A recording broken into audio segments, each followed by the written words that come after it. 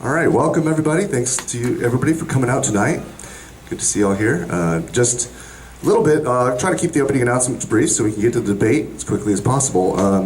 But just a little bit about our organization. My name is Vic Wang, and I am the president of Humanists of Houston. And we are a 501c3 nonprofit organization dedicated to promoting principles of secular humanism throughout Houston. And so we do all kinds of events. We do guest speakers, debates, such as this. We have discussion groups. We do volunteer outings at various charities.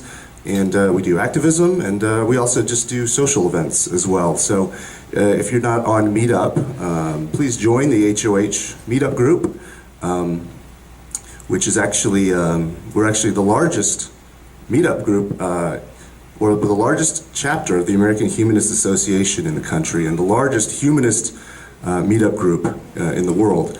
And actually, in fact, we just surpassed today, we're actually now the largest out of any humanist, atheist, or skeptic meetup group in the world. We're actually now number one. We just took that over today. So, how many members? 3106 last I looked. So.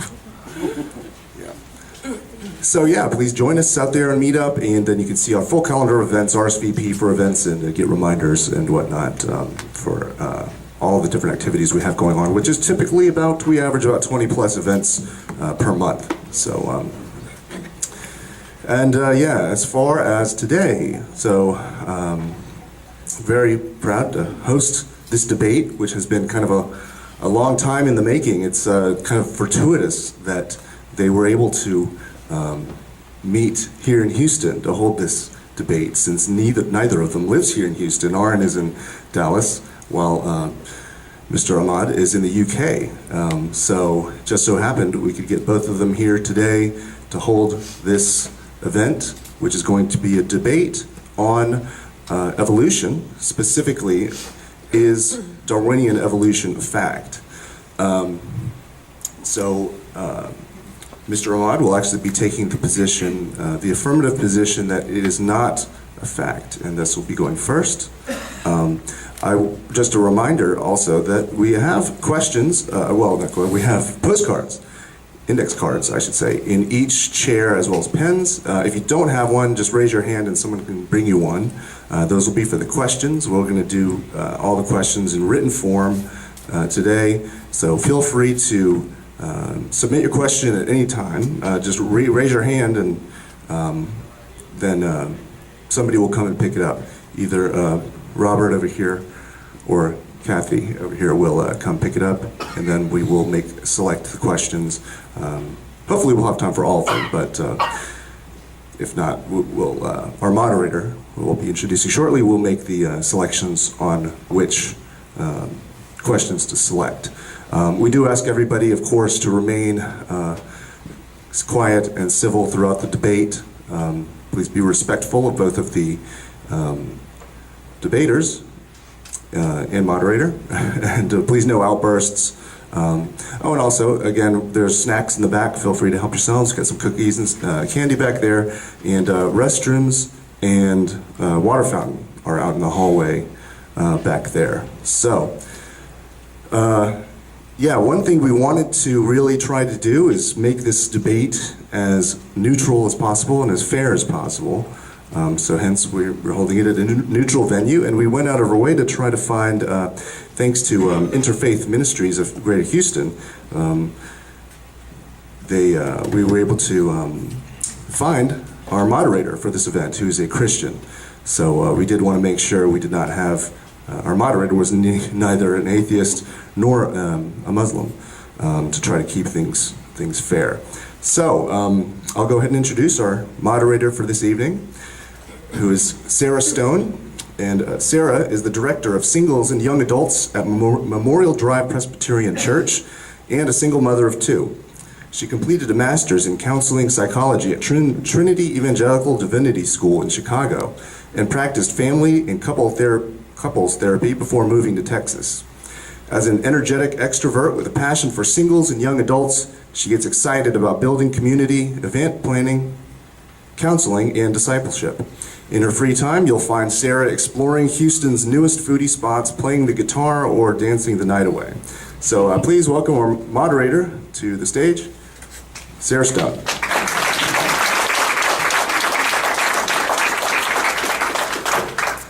Well, thank you so much for having me. Ooh, this is tall. Let's make it a little shorter. Thank you so much for having me. This is my first time doing anything with the Humanists of Houston. I'm excited. When he asked me for my bio, I sent him what's on our church website, and it has all this stuff at the end about what I do in my free time. And then I read their bios, and they were very scholarly and serious. So I think when you guys get up, you should tell us what you do when you're not debating. You know, like, do you enjoy long walks on the beach, or, you know, make it your own. But yes, we're going to be having 20 minutes dedicated to each of our speakers. Both will get up and begin, and then we're going to give them each 10 minutes for rebuttal. And then we're going to spend another 20 minutes letting them just kind of have a one-on-one discussion. And I think my job in the middle is just to make sure it doesn't come to fists or get crazy. After that, we'll take a short break, and all that time, hopefully, you're writing questions. We'll take a look at those questions and come back to do a Q&A time, which I'm really excited about. I'm excited about the whole thing. I'm looking forward to learning. But let me introduce our first guest, Sabor Ahmad.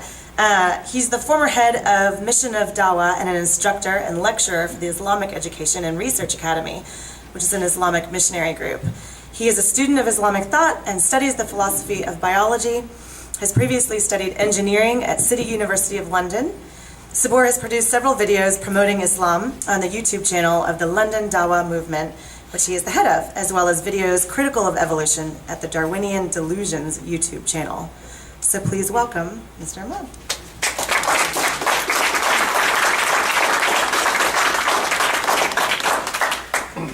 Can I move this? You can adjust it, yeah. Yeah. Oops. Okay.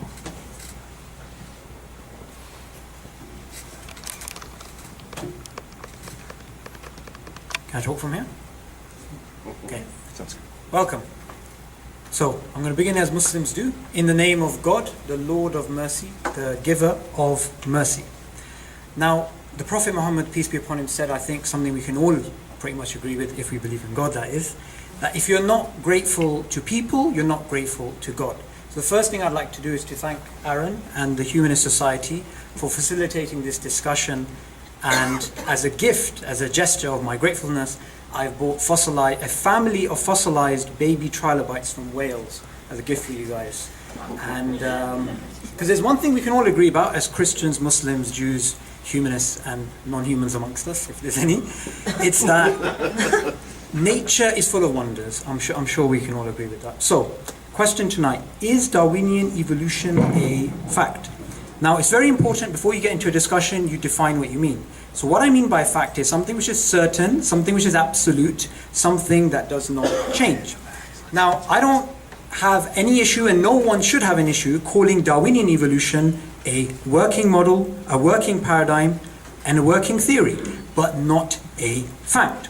Now, it's also important to define what a theory is, and this is what Aaron says, and I'm just going to plug his book here, Foundational Falsehoods of Creationism. He says, theory is the highest level of confidence science can get.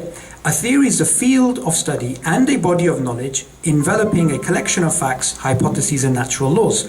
Now, I generally think that's okay to use as a definition. And the reason why I believe Darwinian evolution is not a fact is because scientific theories are not absolute. Darwinian evolution is a scientific theory, therefore Darwinian evolution is not absolute.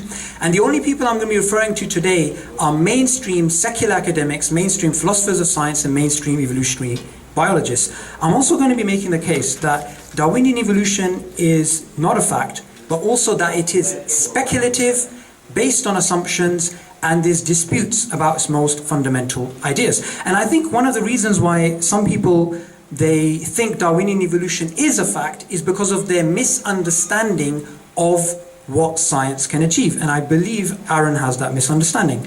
He says in one of his videos, understand that all of science is revisable doesn't mean conclusions can change, just that they can be revised. And this is the polar opposite of what evolutionary biologist Henry Gee, who's also the senior editor of the most prestigious journal in the world, Nature, has to say about science. He says conclusions can change, conclusions can be wrong, And science can only ever give you provisional conclusions. So how do we decide between two polar views here? Well, what we have to do is we have to look at the philosophy of science. Now, the philosophy of science teaches us that based upon a limited set of observations, scientists make a general conclusion, a general inference, a general theory. Now, there's two particular issues here. Firstly, you can always get novel observations, meaning observations which challenge your previous theories. Secondly, the same observations can be used to come up with multiple theories. So because of these two reasons in the philosophy of science, conclusions can change and theories are not absolute. So Aaron, I believe, is out of line when it comes to mainstream philosophers of science. And this is what it says in Philosophy of Science, a new introduction by Oxford University. Talk of scientific proof is dangerous because the term fosters the idea of conclusions that are graven in stone. So Henry Gee is correct, and he is in line with philosophers of science when he says conclusions can be wrong, conclusions can change, conclusions are always provisional. Now, somebody can come along and say, wait, Darwinian evolution has been so successful, it's given us so many predictions which have been confirmed, it's got to be true.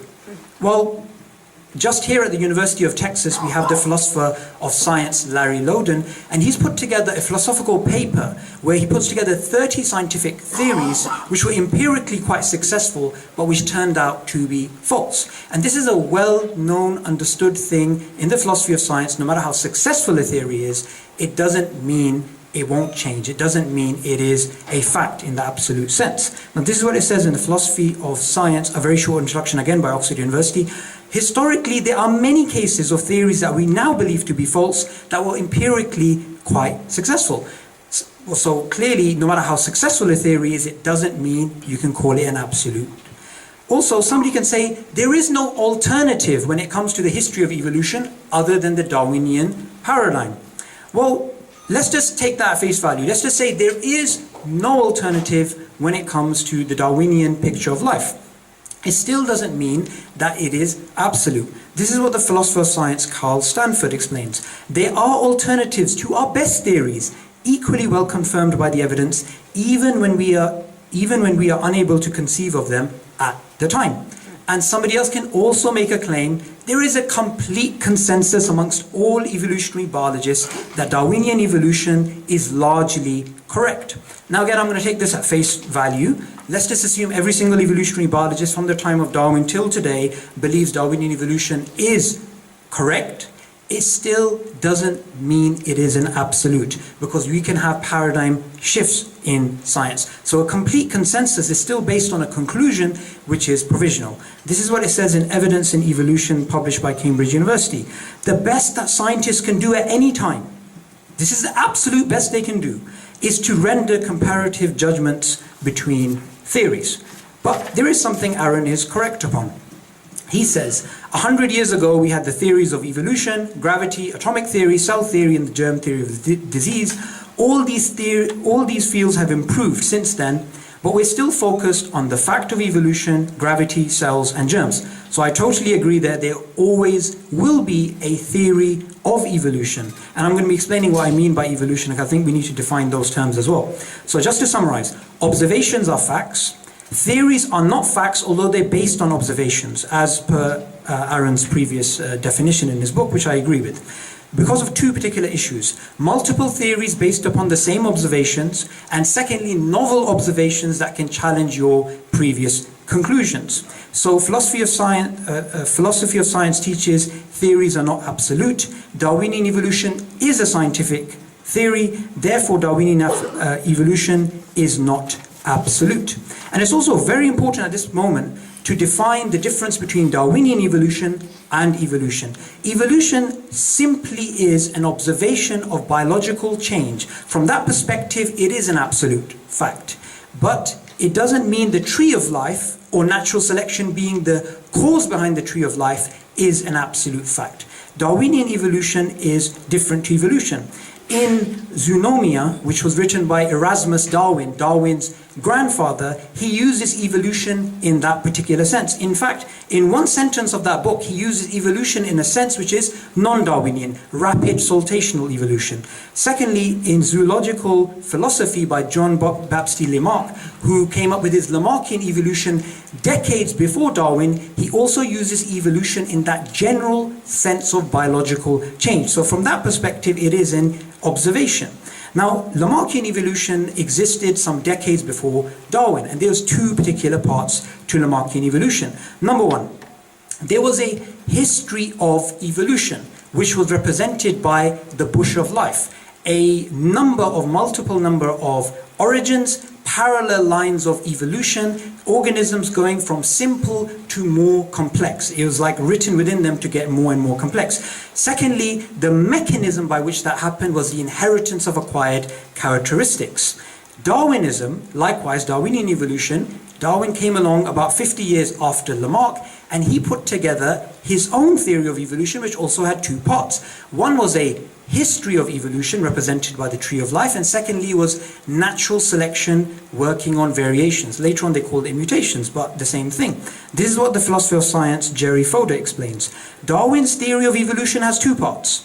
One is its familiar historical account of our phylogeny, the universal common ancestry tree of life. The other is the theory of natural selection. So I hope that is clear. Evolution, Darwinian evolution, and Lamarckian evolution. Because if you actually conflate them, it can create multiple levels of confusion.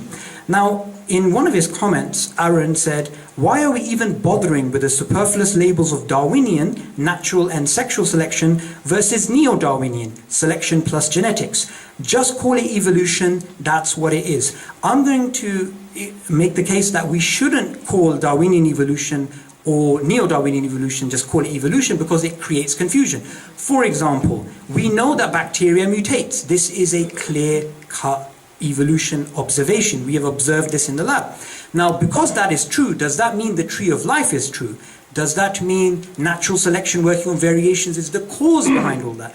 And if we were to equate evolution with Lamarckian evolution, does that mean the bush of life is true? Does that mean the inheritance of acquired characteristics is true? Of course not. So we need to use our terms carefully. So when you're referring to the history of life, just call it the tree of life or universal common ancestry. When you're referring to the mechanism of evolution, just call it natural selection. Evolution simply means biological change over time, and it is a observation, and it is absolutely true. Okay, I'm also going to be making the case that Darwinian evolution is speculative, based on assumptions, and there's disputes about its most fundamental ideas. Now, why is Darwinian evolution speculative? For two reasons. Number one is reconstructing the evolutionary history of life on Earth is very difficult. Number one, we're speaking about something that has taken place over an incredibly long period of time, something like 4 billion years. Now, it's very difficult to try and reconstruct something that happened that long ago. And in the Journal of Theoretical Biology, there's a paper called Testing the Hypothesis of Common Ancestry. There's actually a section dedicated to why it's difficult to work out what happened in the past, and that's actually what they conclude. Secondly, we're talking about an incredibly large data set. According to a National Science Foundation, 99.999% of species are unobserved. Not organisms, species are unobserved. So whatever you try and make up, it is bound to be speculative. And this was a study that was just published in May this year. So whether you try and come up with the universal common ancestry tree of life, or you try and come up with like a Lamarckian multiple origins bush of life, or you try and come up with what some evolutionary biologists are referring to as the web of life or the net of life, or you believe in gradual evolution, which is, neo-Darwinism, or you believe in rapid saltational processes, or you believe in progression or non-progression. Either way, it's an open season on the historical record of life on Earth, simply because so much of the data is missing, and also because we're speaking about something that happened a long time ago. Now, in science, it gives the analogy of working out the history of evolution in the following way. It is like trying to work out, and I want to use an example here. Actually, it's not big enough. Okay, It's like trying to work out the plot of Leo Tolstoy's War and Peace, and this is not it, by the way, with 13 randomly selected pages. Right? Now imagine if you had that book, how many different plots, theories, ideas could you put together if you only had 13 randomly selected pages and all the rest of the pages were missing? Multiple. So why is it that we're sometimes told by people who should know better that the Darwinian picture is the only inference possible? And in his book, Foundational Falsehoods of Creation, I am really promoting your book here. It is a fact, this is what Aaron says, it is a fact that everything on Earth has definitive relatives either living nearby or evident in the fossil record. And in a video he goes further. It would be perverse to say taxonomical classification are a fantastically improbable accident of coincidence. That would be a statistical impossibility which reaches into the realm of reality denial. It is an absolute fact. Now, he's clearly out of line with mainstream evolutionary biology. Just to give you an example, I've got it here, it's going to take me too long to rumble through the papers. There's a paper called A Formal Test of the Theory of Universal Common Ancestry, published in Nature. And this is what it says in the abstract. And I want you to put the words absolute fact and reality denial here, which is what Aaron said, and put the words that they are saying on the other side. Although universal common ancestry is widely assumed, put that word there, it has rarely been subjected to formal quantitative testing. And this has led to critical commentary emphasizing the intrinsic technical difficulties in empirically evaluating a theory of such a broad scope. And clearly, no words like absolute fact, no words like reality denial. Secondly, Darwinian evolution is based upon assumptions, and some of these assumptions are being challenged by evolutionary biologists. For example, genes are transmitted vertically. We've discovered the process of horizontal gene transfer recently. The idea of gradualism. Some evolutionary biologists believe in rapid saltational processes. The tree of life. Some biologists are speaking about the web of life. You'll find this all over the place now. Inheritance of acquired characteristics are impossible. Just read the selfish gene, 1980s edition. It clearly mentions it is impossible to inherit acquired characteristics. This is classical neo-Darwinism. And now we've actually observed this, and this is published in mainstream journals. Mutations are random. Other biologists disagree. They believe mutations are directed. I'm going to explain what that means in a minute. According to the Oxford University biologist Dennis Noble, all the central assumptions of neo-Darwinism have been disproven. Now, by the way, just a small caveat, I don't agree with anything that these guys are saying. I'm not taking a position. I'm not saying what Dennis Noble said is right, and I'm not saying the evolutionary biologists that have the different views are right, that I subscribe to those views. I'm just showing you a difference of opinion. Lastly, there are disputes. Now, if Darwinian evolution was absolutely true, these books would not exist. Now I'm just going to explain each one of them, right? So evolution by natural genetic engineering is a total alternative to the Darwinian mechanism. It proposes external factors activate genome change operators. In English, that basically means mutations are not random, they are directed.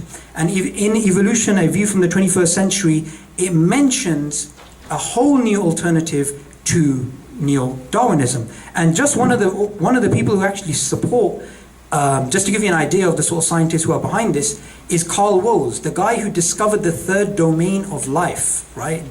Evolutionary biologists that are that important are looking into alternatives. Secondly, neo-Lamarckian evolution. Now, proponents argue inheritance of acquired characteristics drive rapid evolutionary change. In English, that basically means, that giraffe with his long neck, developed characteristics can be inherited and changes are fast, right? And they again challenge the idea of gradualism. Now, this is a book written by Eva Jablanka, evolutionary biologist, Transformations of Lamarckism, and it's a complete alternative on the neo-Darwinian mechanism. This is published by MIT University. So clearly, if Aaron's correct, then reality denial and absolute fact, these guys don't seem to be agreeing with him there.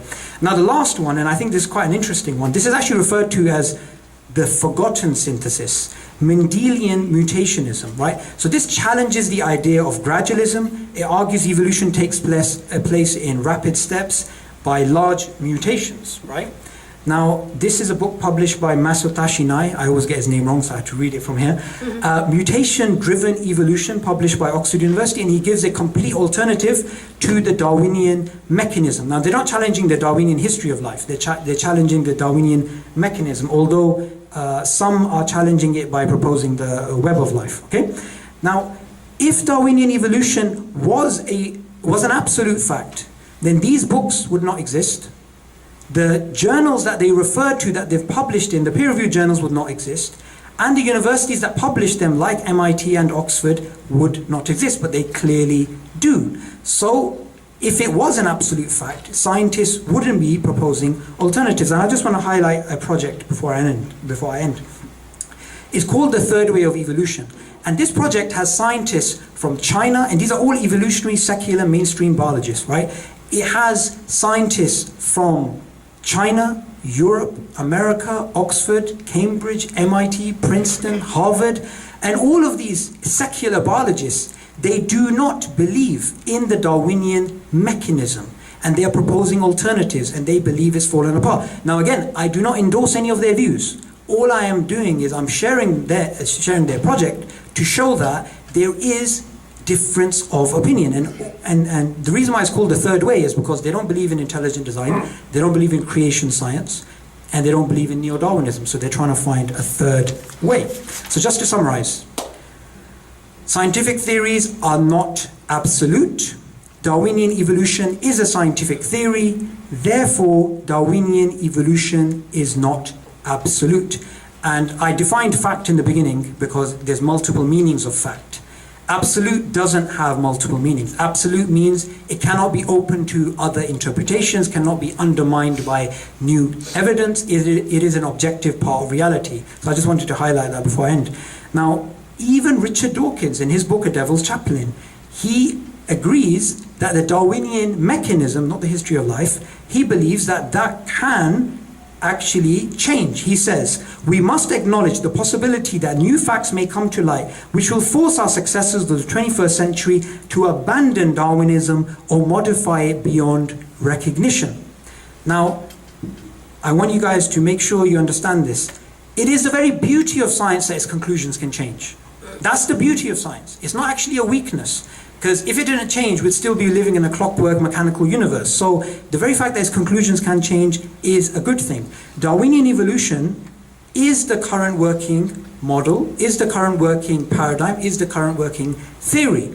And I have no problem with accepting it as a working hypothesis, working theory, working paradigm, working model. But it is not an absolute fact, for the same reason that no other scientific theory can be an absolute fact. So, just to summarize, it is speculative, it is based on assumptions, and there are disputes about its most fundamental ideas. I thank you very much for listening.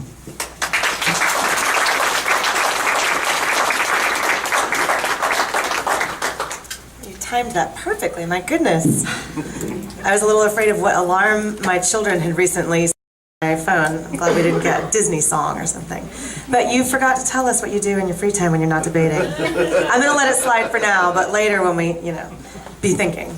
I'm going to call up next the competitor, Aaron Ra. He is an atheist activist, a video blogger, a former Texas State Director of the American Atheists, former host of the Dogma Debate, host of the Raw Men, that makes me hungry, podcast. Thank you. Current president of Atheist Alliance of America and blogger for Reason Advocates on the Patheist Network. He's also heading the Phylogeny Explorer Project, an effort to render the entire evolutionary tree of life as a navigable online encyclopedia. Aaron Ra first became known for his YouTube video series, The Foundational Falsehoods of Creationism, which has attracted over 20 million views and 142,000 subscribers to his YouTube channel, and resulted in his recently published book of the same name, which we've heard so much about. Thank you. And here you go.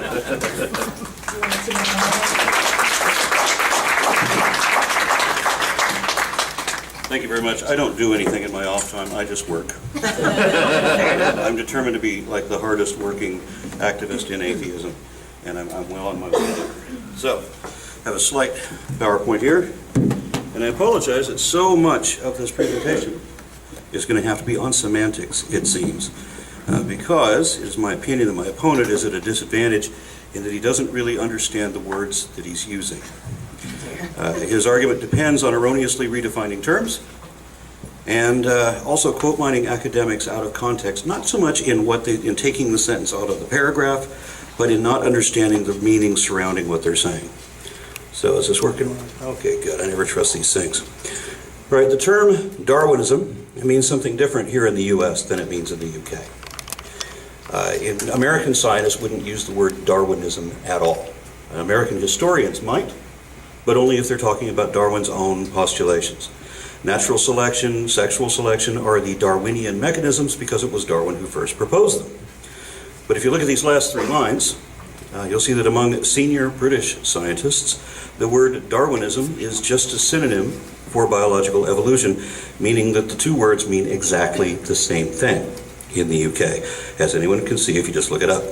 Professor Richard Dawkins gives an example of where British and American scientists agree that Darwinian evolution is contrasted against Lamarckian evolution, based on the mechanisms that Darwin first proposed and which has since been confirmed.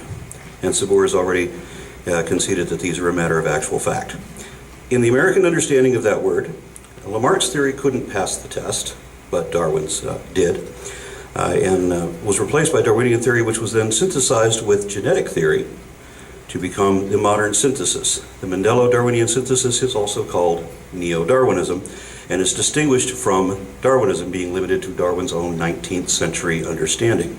So when he says the word Darwinism, to me, I'm hearing what they knew in the 1800s, and nothing more than that. So, Sabor does not want to accept that additional mechanisms have been discovered and integrated. He talks about there being completely new theories that are supposed to challenge the original theory. No, these are new theories that are being integrated with the original mechanisms. These started with genetic drift and moved into endosymbiosis and epigenetics and a number of others. These and other discoveries in cell theory have contributed to an even more robust version of evolution, which was recently announced, very recently announced by the Royal Society in London, in which they had an argument very much like what he's talking about, where you had scientists fighting with each other over whether they're going to accept Neo-Darwinism. They were hating on Neo-Darwinism. They want to come up with this whole new theory, and other scientists are arguing, but there's no substance to what you're talking about. It's not worth a whole new theory. It's just an extension. And I had to read up on as much of it as I could. I tried to invite some of these people for a podcast, but I haven't been able to get anybody who will be willing to talk to me about it. They closed the hearing for the public. But I did read some of the things that they're proposing. Not worth a whole nother theory, but okay, they want to integrate some other things, which is fine. And they call this the extended evolutionary synthesis, being an extension of Neo-Darwinism, which was itself an extension of Darwinism. And note that when Neo-Darwinism is criticized, Darwinism remains intact. There are some people at this conference who are proponents of intelligent design, who said that they thought Darwinism was more accurate back in Darwin's day. Now their opinion is irrelevant. I just show it to illustrate that they're making a distinction between Darwinism and Neo-Darwinism. And as again, we don't use those words here. And so anyone who has taught Darwinism in American high school is probably too old to still be alive. What you learned in high school was not Darwinism, but Neo-Darwinism. Unless your professor was a silver-haired Englishman, in which case all post-Lamarckian concepts and mechanisms might have been called Darwinian. And where was I? Oh yeah. Okay, your kids will be taught the extended evolutionary synthesis, I think it is. Okay, so Sabor says that evolution, he went into detail in an earlier video, and this is what I'm responding to. He said that evolution is something that is not controversial because it is limited to observable changes within a single species that can be seen in one lifetime. But he says that Darwinism is a history of biodiversity from a universal common ancestor that takes millions or billions of years. So what he's done, although he doesn't seem to realize this yet, is he has conflated evolution with microevolution and Darwinism with macroevolution. Now, he didn't call it macroevolution, which would have been easy to disprove. Just pull up a documented speciation. But since he's using the wrong definitions for the wrong terms, it gets vague and hard to identify exactly what he thinks he's talking about. Once we correct those terms, those of you who have read my book will recognize this as the 11th foundational falsehood of creationism, where creationists will accept small-scale evolution because it's too obvious to deny, but they'll say that large-scale evolution is unobservable and therefore merely a belief. And Sabor's use of deceptively vague or ambiguous language is equivocation, which amusingly is what he accused me of at this very point. But he's the one who's using the words incorrectly. Okay. These words Darwinism never meant what he thought it does. If you were talking to scientists of yesteryear, he got these two confused. So if you're talking to scientists of yesteryear, they would have said that Darwinism, if they're talking about Darwinism, they would have talked about the first one, not the second. And if you talk to modern scientists, when they say evolution, they mean both of these, right? With natural selection and all of the other identified mechanisms combined. Now, when the National Academy of Science made their official announcement that evolution was both a theory and a fact, they specified that they meant both present and past. And they were talking about, among other things, what goes on now and also transitional species that existed hundreds of millions of years ago. So they're talking about both micro and macro. And this is what Sabor meant when he misused the word Darwinian or Darwinism. Sabor said that science should be revisable, which it is. And what he calls Darwinian evolution is no exception in that it too can be and has been revised, altered, corrected, improved, and updated. But he thinks that revisable means it can be completely overturned. Refuted seems to be the word that he's looking for. And that's just not the case. And if reading the definition isn't enough to prove that, we'll just look at the article. Here we see that the formal scientific definition of theory refers to a comprehensive explanation of some aspect of nature that is supported by a vast body of evidence, and that many scientific theories are so well established that no new evidence is likely to alter them substantially. Now, he mentioned some that have been refuted. We're talking about well-established ones now. We're not talking about phlogiston. We're not talking about vitalism. There are a whole bunch of theories that have failed over time. But we're talking about the ones that have withstood more than a century of hard testing by the smartest people on the planet. Now, these, if I may quote, they say, no new evidence will demonstrate that the Earth does not orbit around the sun. That's heliocentric theory. Or that living things are not made of cells, cell theory, or that matter is not composed of atoms, which is atomic theory, or that the surface of the Earth is not divided into solid plates that have moved over geologic timescales, which is, of course, the theory of plate tectonics. Like these and other foundational scientific theories, the theory of evolution is supported by so many... Oh, what do you know? Shut up. Kate's gonna Yeah, I'm the only one that doesn't turn off my phone because I think people know better. All right. All right, so where was I reading this? Assumptions, let's see. That's right. Like these other foundational scientific theories, the theory of evolution is supported by so many observations and confirming experiments rather than speculative assumptions that scientists are confident that the basic components of the theory will not be overturned by new evidence, end quote. And let me see if I can go to that next one. And this is where we have to explain what a fact is. Here are definitions from Merriam-Webster, one from Wikipedia, and one from the National Center for Science Education. Now, if Sabor does not like the caveat that the NCSE tacked on the end of theirs, that's fine. I don't like it either. But it disproves his point that facts are supposed to be absolute. They're not. But if you remove the word absolute, then he and I may agree that the truth is what the facts are, because the truth is identified or defined as what can be shown to be true or concordant with reality, and a fact is a point of data which is either not in dispute or is indisputable in that it is objectively verifiable. Whichever way you like it, whatever wording you prefer, a fact is information that can be confirmed correct. Now, referring to the National Academy of Science again, we read that in science, a fact typically refers to an observation, measurement, or other form of evidence that can be expected to occur the same way under similar circumstances. However, and this is important, because in the video that he was talking about before, he distinguished the mechanisms of evolution from the explanation of evolution. And it's the explanation that he called Darwinism, right? And he said that this is not a fact, because it has to be absolute, which of course it doesn't have to be absolute. And he says you can have the mechanism be a fact, but the theory cannot be a fact. But here, the term fact also refers to a scientific explanation that has been tested and confirmed so many times that there's no longer a compelling reason to keep testing or looking for additional examples, meaning that it has been sufficiently proven in the colloquial sense. And it's important to understand when we're talking about, when you use the word proof, you have to specify what you mean, because we all know that science doesn't prove anything except in mathematics, right? So if we use the word proof, we have to understand we're using a legal term, wherein it's an overwhelming preponderance of evidence to establish a case or so forth. So in that respect, the past and continuing occurrence, referring to both micro and macro here, of evolution is a scientific fact. Because the evidence supporting it is so strong, scientists no longer question whether biological evolution has occurred and is continuing to occur. So now they study how it happened and not so much if it happened, because that question has already been answered.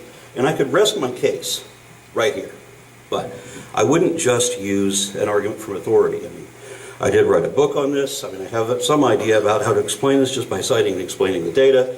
So, like he's mentioned before, he took part of a quote. It is a fact that evolution happens, that biodiversity and complexity do increase, and that both occur naturally only by evolutionary means.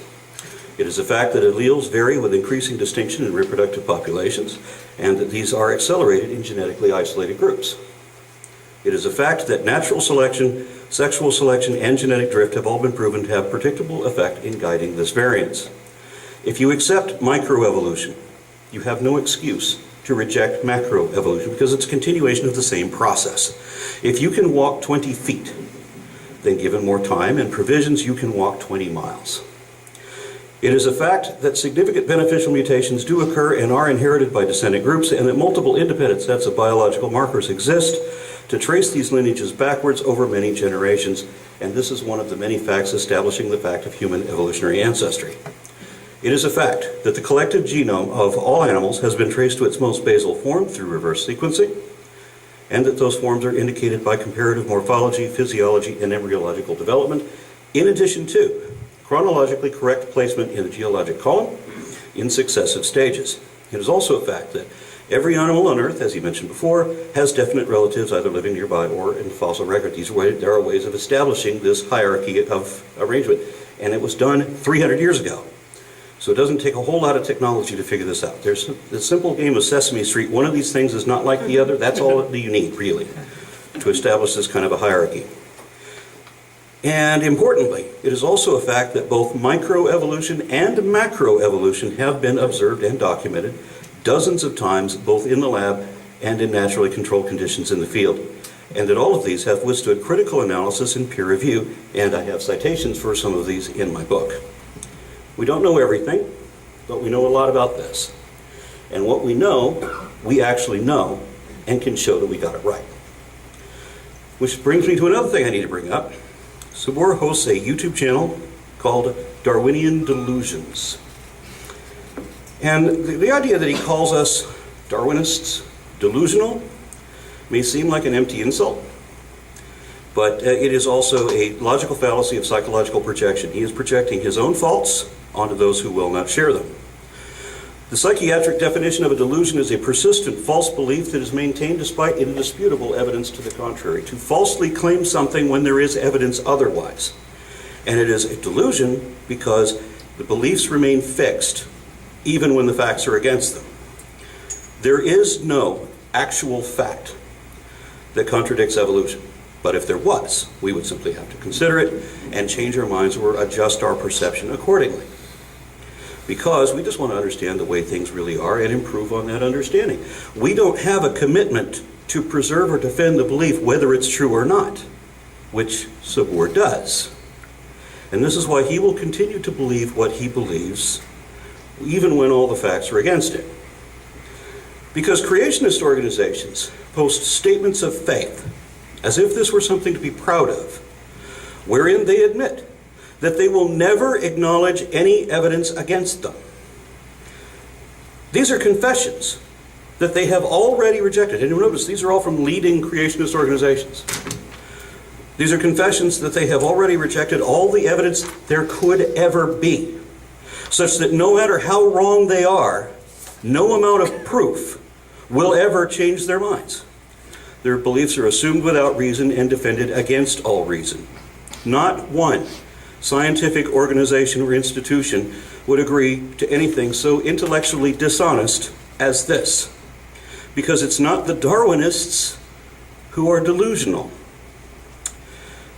Yet, this is a typical, even common admission among creationists, because creationism literally is a delusion by definition, because it is a persistent false belief that will not change despite evidence to the contrary. And as you can see here, they even admit that. And Sabor has admitted it too. In a video that I responded to, he said that he thinks there's nothing wrong with ignoring evidence in order to preserve a preferred assumption. But there is something wrong with that. It is dishonest to assert as fact that which is not evidently true, yet that's what all religions do. But it's even worse, as if that wasn't bad enough, it's even worse to then also say that you will never admit when you're wrong. It ruins your reputation, counts against your honor and your credibility, and nullifies your word because it shows that you don't care what the truth is, even in an avenue where accuracy and accountability are paramount. Sabor wants to believe that what he calls Darwinism is based on assumptions, and he imagines that its most fundamental ideas have been disputed. But, of course, Darwin based his theory not on assumptions, but on observations by biologists and geologists who came before him, and on his own extensive observations around the world, comparing variations within species to variations between species and reproductive variables, and studying geology, and studying, paleontology, and so forth. And, of course, phylogeny. And his theory was tested and researched for decades before it was published. And it provided the only explanation ever for the daughter sets descending from a branching hierarchy of ancestral parent clades that was discovered by Carolus Linnaeus a century before him when he tried his classification of life forms. Sabor says it's not necessary that we have an explanation for some things, and maybe he's technically correct on some matters, but we do have this one mystery that Carolus Linnaeus could never answer, and that no one could answer until Darwin. He had the one thing that made everything make sense. And while he says that the tree of life has never been verified or is now in dispute, as director of the Phylogeny Explorer Project, I find that quite a surprise. Because I have this huge database that's going to be worked on by scientists around the world, and I don't think I'm going to hear that, this isn't real, right? I'm getting concrete confirmation from everywhere about this.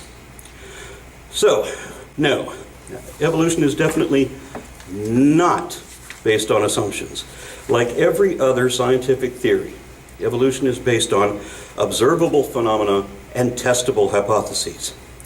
Natural selection has since been demonstrated. Each of the transitional species Darwin predicted have been found. And his idea of an interrelated tree of life has been verified again and again and again by many different ways. These are the most fundamental ideas of Darwinian theory, and there is a consensus confirming each of them. There's some question as to how extensive some of these can be, but there is no question and absolutely no dispute of the factual reality of any of them. Sabor wants to make believe that evolution is speculative, meaning that it's based on conjecture rather than actual knowledge. But no, this too is demonstrably, verifiably, obviously, absolutely wrong. Evolution is and always was based on what we know and can show and can prove, even to Sabor's satisfaction. What creationists call Darwinism and scientists call evolution is a verifiable, inescapable fact of population genetics, and a paleontological and phylogenetic certainty that is consistently, continuously, conclusively confirmed for a fact. That's your time. Thank you.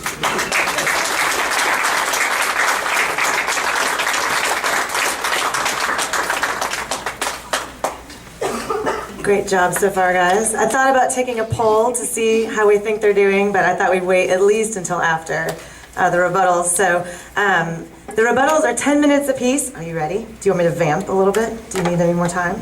Because I have stories I can tell, jokes, songs, dances. All right. Sabor, welcome back up. Do you want a 2-minute warning before you're done?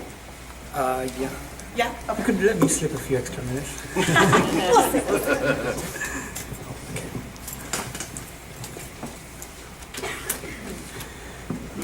Okay, in the name of God, the Lord of mercy, the giver of mercy. Now, I knew we were going to get into technicalities, so that's why I defined what a fact meant. Now, Aaron said this is what a fact is, and he just explained what it was. Now, there's a big problem with that. That's a misunderstanding of basically basic philosophy, because fact has multiple meanings. Now, right at the beginning, he said, no, this is what a fact means, and this is what I mean, and blah, blah, blah, blah. There's no point getting into that discussion, because you have to define a term before you actually use it, and there are multiple meanings of it. There's not just one meaning. And I knew we were going to get into this, so I got this from the Cambridge website. There's a philosophy paper on, is the definition of fact the first problem of philosophy? And yes, it is. And what it does is it makes a recommendation. A word of universal use carrying such different meanings cannot be used in a rational thinking and argument without causing immense confusion. That is why all who hope to use reason fruitfully must make it their first duty to agree upon a clear definition of the word fact. So first falsehood, because that's his favorite word, is there are multiple meanings, there's not just one meaning. And my original video, which Aaron responded to, this is the same way I defined fact in that video, which he responded to. And I came here today again, and I used those definitions.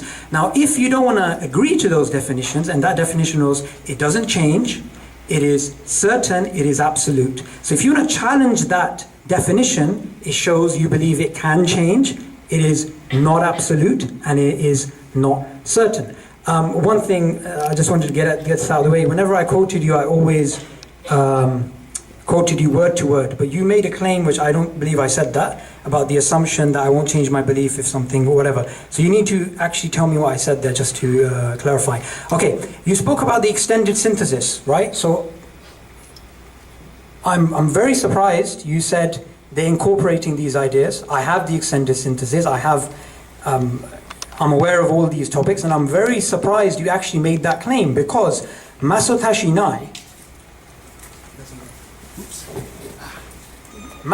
Nai is an ardent anti-Darwinist in the sense of the mechanism, and he says, you know, Darwin's become a god, right? Because he's angry at that, and that it's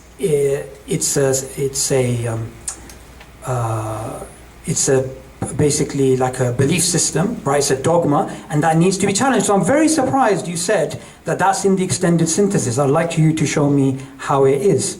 I mean, Masayoshi and I wouldn't really agree with that. Why would Oxford University have a book on it if it was just like pseudoscience? Okay. Secondly, you spoke about you spoke about all these ideas. They can be incorporated. They can be incorporated within Darwinism. Now, clearly, Masayoshi Nai's ideas can't. And if they could, why would they have such a thing as the third way of evolution? James Shapiro, he believes, and the evolutionary biologist who came up with evolution by natural genetic engineering, he clearly said Darwinism is a philosophical belief, right? More than science. He doesn't believe in God. He doesn't believe in creationism or anything like that. And he challenges it. So I'm very, very surprised you believe that these ideas can be put back into Darwinism. Now, you brought up Wikipedia and you said the definition of Darwinism in the US and the UK is different. Sorry, I'm just not going to accept that. That's just the silliest thing I have heard in the last 10 minutes. Right? It's a duty upon you to do your research properly. So let me just give you one example, and this is just off the top of my head. Right? I can give you many other examples. One example. So no one uses the word Darwinism anymore. Okay, Oxford University just published a book last month called Darwinism as Religion, right? Okay, that's by the atheist philosopher of science Michael Ruse. There's many books on this. Okay, I agree, the word is old. Alfred Russel Wallace is the first guy to use the word Darwinism. It is not a derogatory term. It is not in fact, Michael Ruse, who actually wrote that book, he calls himself a Darwinist. He's actually proud. He actually believes in the Darwinian mechanism. So the whole idea of bringing up Wikipedia and and also you brought up the National Science Foundation and you said some interesting things, right?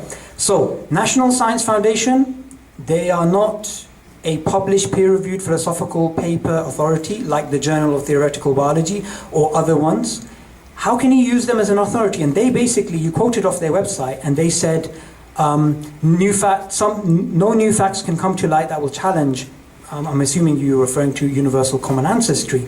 Okay, so that's really quite interesting, and I'm going to get into that because and I don't want to misquote you here, you said it was an absolute fact. You reconfirmed that universal common ancestry is an absolute fact, didn't you? I said that in the article they wrote. No, what do you believe? What? Do you believe universal common ancestry and the tree of life is a fact? It can be confirmed, yes. Okay, and you said it was as easy as Sesame Street. Except, I don't like to use the word absolute. Sure. Until we have... No, that's fine. That's fine. Okay, so let's first get into that, right? Because I thought that was really interesting. Okay, universal common ancestry. Aaron used the example of Sesame Street. I love Sesame Street. I was born in the 80s, right? I have nothing against Bertie, right? Even though it's got a horrible haircut. The fact of the matter is, you can't use a very simple, trivial thing like, look at them, they look similar, so they must have a common ancestor. And I knew this was going to come up. This is why I brought some books with me, right? Okay, universal common ancestry is based upon a probabilistic framework which has assumptions and they are conceptual problems. Aaron called it an absolute fact. Okay. Now, I bought the full paper just in case Aaron thinks I'm misquoting, because I thought he was going to make that claim. This is a formal test of the theory of universal common ancestry, right? And it clearly says it's rarely been subjected to formal quantitative testing, and it's technically difficult empirically evaluating a theory of such a broad scope. So it's not an absolute fact, it is a theory. If it was, then why would people be writing papers about it and saying these particular things? Secondly, this is the Journal of Theoretical Biology testing the hypothesis of common ancestry. This is what it says. The hypothesis that all of life on Earth, and remember him in his book, this book right here, which I'm promoting, I think you should give me some some money for that, right? The hypothesis that all life on Earth traces back to a single common ancestor, which you called an absolute fact and equivalent to reality denial. I never said that. Okay, the hypothesis that all of life traces back to a single common ancestor is a fundamental postulate in evolutionary theory. Yet, despite its widespread acceptance in biology, there has been comparatively little evidence to formally testing this hypothesis of common ancestry. And it goes on and it mentions the same thing the Nature article does, which is that there's intrinsic difficulties. And I highlighted this for you right in the beginning, so I thought you were going to make this mistake. There is actually a section on this, which is about why a past may be unknowable, which is what I was referring to when I said speculative. So, when it comes to oh my God, okay. When it comes to universal common ancestry, right, Aaron made some very interesting claims, okay? Sesame Street, that's ridiculous. Try and find a evolutionary biologist that's going to agree with that, or philosopher of science that's going to agree with that. I'm just going to highlight two books here. This is Evidence in Evolution by Cambridge University, and this is Parsimony, Phylogeny and Genomics by Oxford University. This is what the books agree about. Universal common ancestry is based on a probabilistic framework which has assumptions, and there's conceptual problems. So let's look at Aaron's Sesame Street example, and let's look at what they say. Universal common ancestry and separate ancestry are testable hypotheses. Nothing about Sesame Street so far. Claiming homology, which is similarity due to common descent, your Sesame Street example. Claiming homology is a fact, and then testing it using, and then testing universal common ancestry versus separate ancestry is circular reasoning. Another thing they agree about, homology is a fundamental assumption of universal common ancestry. Similarities and dissimilarities should be put within a probabilistic framework. Homoplazy, which is similarities not due to common descent, is also an assumption and is assumed to exist and complicates the assumption of homology, the Sesame Street example. Ad hoc hypotheses can't be eliminated in the universal common ancestry hypothesis, but have to be minimized. But here's something they do agree about. Both the following thoughts are naive, and I'm quoting word to word just in case you say I've misquoted them. Humans and chimps must share a common ancestor because they are so similar, and humans and mushrooms must have arisen independently because they are so different. Within a probabilistic framework, there is no must in either case. You're not going to find words absolute fact and reality denial. One last thing, if I'm allowed to say. You are upset about the phylogeny and the tree of life. Keep your tree of life, no problem. But the issue is, I am not challenging it and saying, oh, I don't like your tree, therefore I'm challenging it. Princeton University, philosopher of science, Peter Godfrey Smith, he's speaking about biologists are moving away from the tree of life to the web of life. So if you've got, something to say, you should go speak to those people. And remember, every single person I'm referring to are mainstream evolutionary biologists and philosophers of science. I'm not referring to Bertie. Oh, nice. I thought I was going to have to get my hook out and pull you off. But, all right, this is pretty good. Are you ready? Or do you need me to vamp? All right, come on up. 10 minutes. Do you want me to give you a 2-minute warning? No. Okay. Well, yeah, let me know when to shut up. Oh, I will. All right. When I gave the definition of a fact, how many definitions did I put up on the board? At least a half a dozen, or was it more? Right? I verified all the definitive sources I could find. Right? Scientific sources, mainstream colloquial sources, whatever. And I showed that all of these definitions agreed. Right? We had that on the wall. I know it was behind his head. I should have told him to turn around and look because he said I didn't verify my definitions. What he said, since he wanted clarification of this, in his video that I was responding to, he said something about these scientists that were comparing the human genome and the chimpanzee genome, and they found very few letters, as he put them, that matched, and that they found billions of letters that didn't match, so they just ignored them. And he said, there's nothing wrong with that, because they assumed that their perspective is okay, or that their perspective is true, and so anything that doesn't match that, they can have confirmation bias. He didn't use the word confirmation bias, but he explained confirmation bias. You can just ignore all that doesn't match. And when I made the video to address that, I put text above his head to say, and probably he should have watched the whole video before making a public debate about it, where it said, you think it's okay to ignore evidence for a preferred assumption? Because I thought that was quite an admission to make. And of course, scientists wouldn't do that. Conclusions can change, as we've established, and in the definitions from the scientific sites that I showed, they said it can, but that there are some that are so well established that they are considered fact, that these things are not going to change. And in the video that I originally addressed, he gave 2 different definitions for fact. One of them, he said, being absolute, right, which we know the definition of absolute is not in there, but the Earth going around the sun was one of his facts, that it would be absolute, that evolution is not going to be that way. So one of the things that I brought up is whether we're ever going to find evidence that Earth doesn't go around the sun. Can we be absolutely certain about that? Nobody can be absolutely certain about anything, but if we understand the laws of nature, we understand the laws of physics within this reality, unless this is a matrix illusion, if we all agree that reality is real by definition, there are some things we can be absolutely certain about, right? Some things. I try to be very hesitant when I use that word, and I'm not going to use it for fact, because we know what the definition is, and it's whether something can be verified. And everything that I've been talking about so far tonight are things that we can definitely verify. Thank you for proving my point when you mentioned that nobody uses the word Darwinism anymore. I did say nobody in America, but that they still do in England. So he uses the example, yeah, there's somebody that does it. It's this guy from Oxford. What country is that? Thank you. You proved my point. And phylogeny has rarely been tested? No, phylogeny is constantly tested. They're doing whole genome searches every day now. It took years to do the first one. It took another year or more to do the second one, and then they started picking up their speed. And they've got computers that will now do this constantly. We have a lot of corrections in phylogenies now, which we weren't expecting before, when they used to do things by morphology. So how do I use Sesame Street for morphology?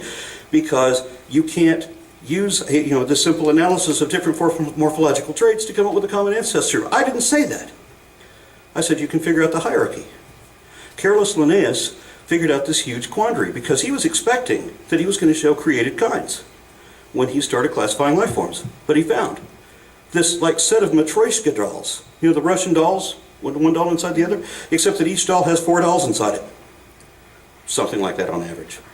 So why, or at least 2. Let's go with the analogy of the 2. Every doll has 2 dolls in it, and then every other doll, and they branch. Why? That doesn't make any sense. That doesn't fit with creation. He never thought about the idea of a common ancestor because he thought they were created. But he used the Sesame Street method to build this tree of life, and then was at a quandary to try to figure out, how could this be? And he challenged the scientific community to explain to him how we are not apes, or that apes are not people, because he classified them as both.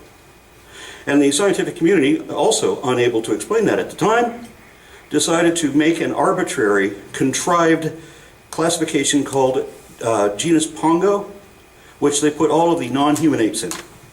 But if you have to say, that all of them except us, that's kind of a Freudian admission that you already realize should be in that set. And it wasn't until about 20 years ago that genetics finally confirmed conclusively, and if I may say so, absolutely, that humans are in fact apes. That we are apes both by definition and derivation, genetically and morphologically. It's a twin-nested hierarchy. We can now check the morphology, and sometimes we get it right. Most of the time we get it right, just looking at the traits. But there's sometimes we didn't get it right, and the genes showed, nope, it's on this branch, not this one. So there are corrections that we've discovered from this, because we now have a way of doing a paternity test on all of our distant ancestors. And these are all things that he doesn't want to accept. And I'm sorry, Sabor, but you've given all these citations of things that you don't understand. Like the bush of life, the web of life. The bush of life, that's my argument. I said that the tree of life is really a tumbleweed. And because of horizontal gene transfer, they're not trying to replace the tree of life with the web of life. The tree of life applies only to eukaryotes. And it may be deeply divided between plants and animals. But the tree of life, if it's one tree or 2 trees, we're not entirely certain. I think it's 1 tree. But it starts with an embryo. Well, we're not going to get into that. But anyway, let's just say 1 tree that forks early on, that rises out of a web. I don't believe in a single universal common ancestor. I don't. Yeah. For all animals, yes. That we have a common ancestor with apes? Absolutely. But not for all life. All life emerged separately, in pieces, and incrementally, and started gathering together. This is one of the things that endosymbiosis has shown us. Your cells, most of your body is actually bacterial. Most of your cells are not your cells. And all of your cells are powered by bacteria. There's a rickettsia bacteria, which is normally parasitic, normally cause rickets. But there's a type of bacteria, that you know it better as mitochondria, that was apparently trapped, disabled rickettsia, invades the cell, does damage to the cell, takes off. But if it's disabled where it can't take off again, then the cell takes it over and starts using its ability to generate energy. So it starts generating ATP, and then when the cell splits, the rickettsia splits separately. And plants also, they have they're what they call the chlorophyll. This actually cyanobacteria. Again, this is bacteria inside eukaryote cells. So we don't come from one source. We come from multiple sources at the beginning of the tree. But then from then on, we can chart a full tree of life. And I think I'm done. Wow. You have 2 minutes left if you want them. Yeah, let me see. Oh yeah, Sabor has this position that he is aware of things like transitional species, like Australopithecus, for example, which can't be explained and were predicted and fulfilled the predictions of science, but he chooses to ignore them. He'll make a statement, he'll try to discredit it, and he'll say there is no missing link. I'm sorry, there was a prediction made in the 1800s. That prediction was satisfied in 1974. You should at least acknowledge that, hey, it was predicted and found. Don't just ignore it. Don't say it never existed. That's not honest. Evolution is not based on assumptions. There is no dispute of the fundamental ideas of Darwinian theory, and it damn sure is not speculative. This is based on shit we know. I'll go ahead and just stay here because the next portion of our evening is the one-on-one, which I'm a little afraid to be between you guys, but maybe that's the whole point. So we're going to take 20 minutes and just let you guys kind of go at each other, but if I notice either of you is being a hog with the time, then I reserve the right to shush you and let the other one go. But I think we're all ready to go. We got the boxing gloves, as it were, and I'm going to start the timer and let you guys talk. Okay. So thanks for your, I think it was a rebuttal. So you said that, humans and chimps, like, it's an absolute fact that we have a common ancestor. Yeah. Okay.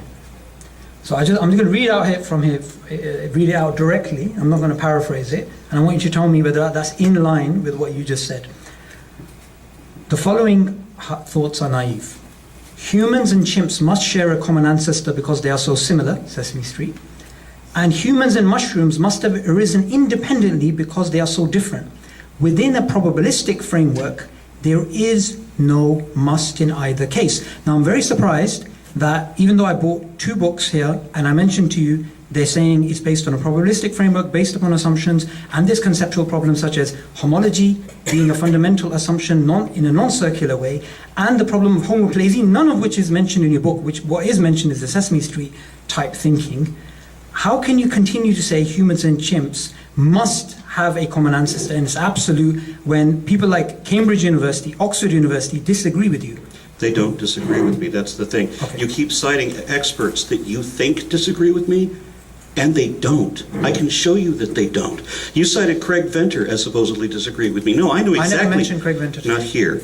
In another video that I rebutted that you weren't paying attention to, you cited Craig Venter as disagreeing with me, and I explained there. No, this is what Craig Venter was talking about. You didn't understand it. You don't understand any of the experts you're talking about.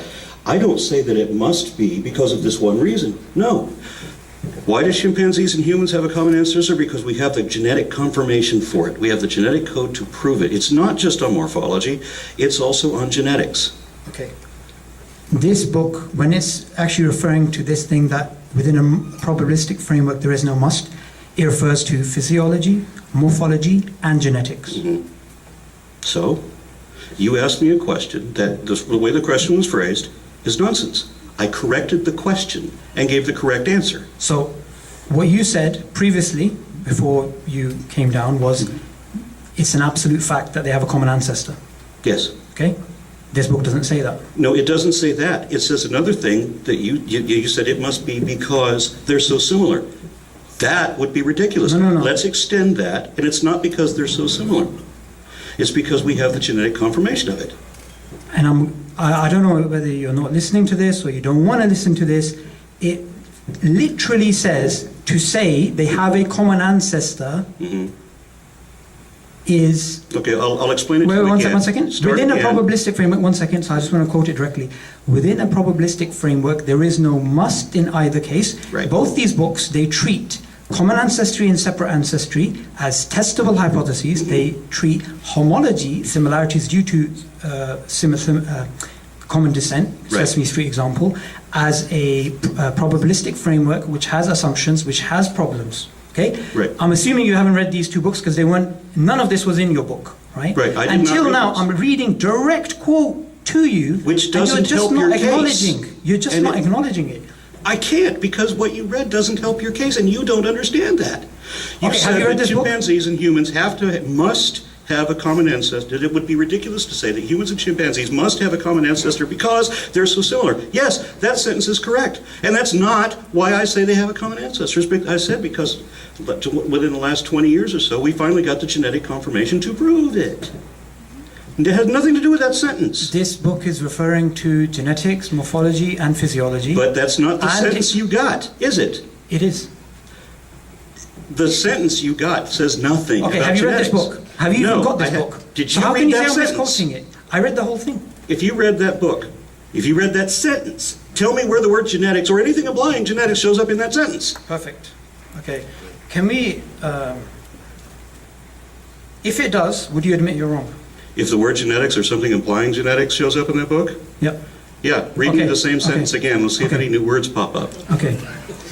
I didn't read the whole sentence because of the size of it. And you can Okay. see I've highlighted it here, right? Let me know when it does mention genetics. Much is The made... sentence you read to me did not have genetics in it. You said that you can't say that they have, or that you should, there's no must. Now you're because you changing the can't say- goalposts. Can I read I'm it? not. Can I I'm read not. it? I said Okay, the can I sentence read you it first? read. Can I read it first? I said the sentence you read did not, it was correct that it didn't make sense. There is no must, that it is not because they have, that they're Okay, similar to forget each that other. for now. Can I read it? Go ahead. Much is made in the popular press of the fact that DNA sequences of humans and chimps are about 98% similar. Is this similarity compelling evidence that we and chimps share a common ancestor? Since each site in the sequence is characterized by 4 nucleotides, we have here a set of 4 state, not decombinous characters, but the point about the process of generating the data is the same. The expected percentage similarity of humans and chimps according to the separate ancestry hypothesis would be 25% if each site evolved independently by the process of random genetic drift. And the lineages have been evolving for a long time.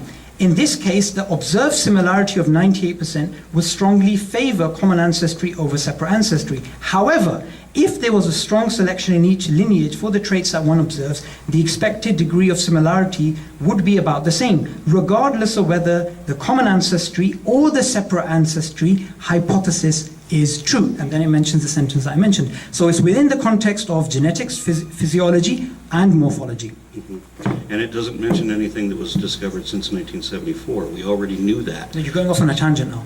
What tangent? You're talking about something else now. No, I'm not. You said this wasn't You're referring to interrupting genetics. before I you showed you it was understand what referring to genetics. Right, you're interrupting before I make Sorry, the point, sorry, which is sorry. not a tangent, it's on the same thing. Okay. I did tell you that it was just in the last 20 years that we had confirmation of this. We did know in 1974 that we had this 1 or 6% similarity, depending on how you measure it. But that wasn't the conclusive factor. It was the human chimp genome number 2 that was the conclusive factor. They're not saying it's a conclusive factor. They're saying... I know that. That's fine. So we agree there. We agree it's not On conclusive. what? We agree You that you said don't it was an understand that absolute it's not fact. that argument doesn't help you. No, you said it was an absolute fact, and according to mainstream academics, It is. It's based on a probabilistic framework which has assumptions and conceptual Except- problems like homology, homoplasy, and the Except that it didn't bring up the conclusive factor that I just mentioned. Oh, It so brought up what you they need knew to in update Cambridge 1974. University then. It brought up what they knew in 1974, but didn't bring up what they knew in 1994. Okay. It's interesting. This book was published in 2008, so So? Cambridge University isn't up to date. It's not my fault that they don't include the conclusive factor. You said need to it was a biased work already. You said it was already somebody that doesn't agree with it. So of course he's not going to explain how the human genome number 2 is a factor. Hang on one second. Elliot Sober believes in human chimp ancestry, right? He does? He does. Okay. Well, I thought you said he didn't. No, Just- he okay. does. He does. Okay. What else do you have to say? Because you're saying it's an absolute fact, and it's not. Why is We it agreed not? upon that. So human chimp genome number 2 doesn't exist because it didn't show up in that paragraph? Hang on a second. The conclusive factor Hang on. not mentioned there doesn't exist because it's not mentioned there? No. You're saying it's... Or the guy's expertise is in question Okay. because he failed to mention that? Let's just assume Cambridge University don't know what they're talking about, right? Okay, that's fine. Well, how about let's bring up something relevant? One second. You're still referring to homology, are you not?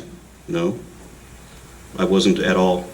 So the Sesame Street The example Sesame was... Street was homology, yes. Yes. And that's not the reason. That's why your sentence didn't make any sense. So- That's why I had to correct it, because it wasn't about homology. So your book goes and mentions homology many times, right? Throughout the book. Right. What I found surprising, no homoplasy. No discussion of the fact that it is a probabilistic framework based on some assumptions, and there are conceptual problems. And So- not once, and this is what I found really shocking, not once did you actually explain that to assume homology and then say two things are similar, therefore they must have a common ancestor, this is circular reasoning. I never said anything like that. No, what I'm saying is, why didn't you say that? Why didn't I use a circular argument? Because I'm wise. No. Wait, hang on a second. I never said assume homology. Wait, hang on. What do you mean? No, wait, hang on.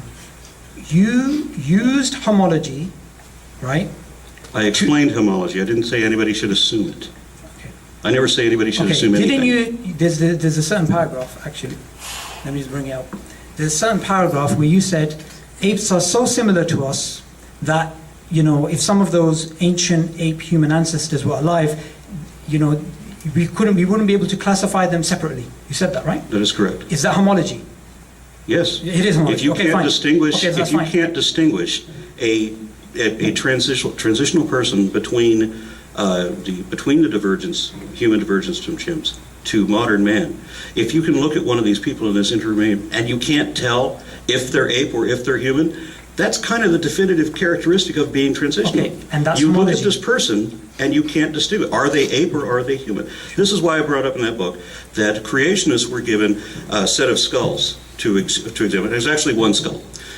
Dwayne Gish identified this one skull cap as being 100% ape. Or I think it said it was 100% human the first time. And then they gave it to somebody else and they What said it page was was 100%. that, by the way? It's gonna help me out. I can't remember what page that was on.